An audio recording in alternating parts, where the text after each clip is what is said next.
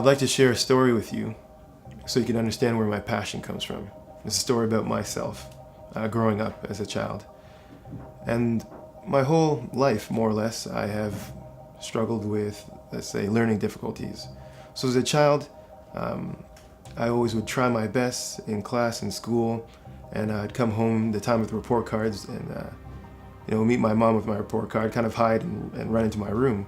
And she'd look at my report card and it wasn't A's and it wasn't so many B's.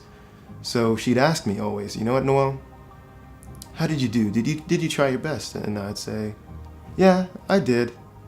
And, after a little while, I started to see kind of the frustration on Mom's face. So we started doing different things, learning after school, tutors, staying late with a teacher, summer school, these kind of things, different learning strategies to help me improve my grades.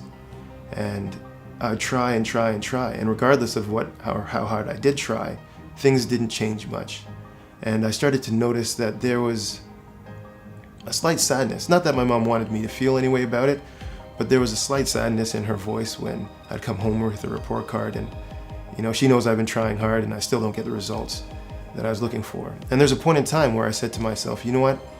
I refuse to believe that my best is a failure.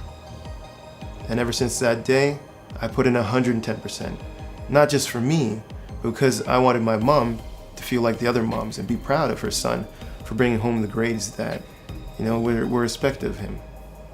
And this has been the story throughout my whole education career.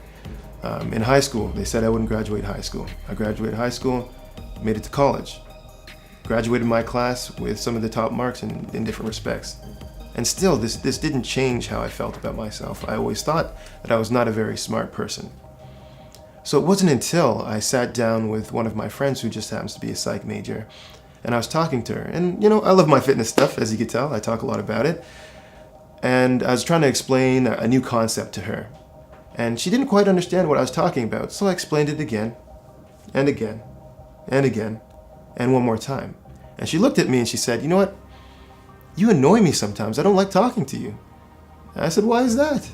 She said, because you've explained the exact same thing 4 different ways and I still don't understand what you're talking about. I know I should understand it, but I'm not getting it. It's because you're so smart. You could think in these so many different ways. And I paused and I said, excuse me, can you say that again? And it's not because she said that I was smart, but her frustration around the area that really made me take note to what she was saying. And she said, yes, it's because you're smart. You think of so many different variations of things before you actually explain it, which makes it tricky to know what mindset you're coming from.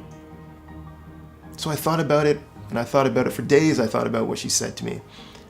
And then I started to realize that, hey, in school, and they asked me for the right answer to the question, maybe it's the fact that I saw more than one answer and didn't choose the correct one that they wanted me to put down on the paper. Wow, I turned into a whole different person after that. I felt incredible. I felt smart. I felt brilliant. I felt like all the things that have held me down and made life a lot harder for myself were gone, were lifted, were no longer there. And it's through this life lesson, this passion has been brewing me, and I refuse to allow people to walk around on this earth feeling that they're less than they should be, or they're not enough, or they can't achieve the things that they want to achieve. So it is my vow to you that I will redefine the process so you can achieve success. Thank you.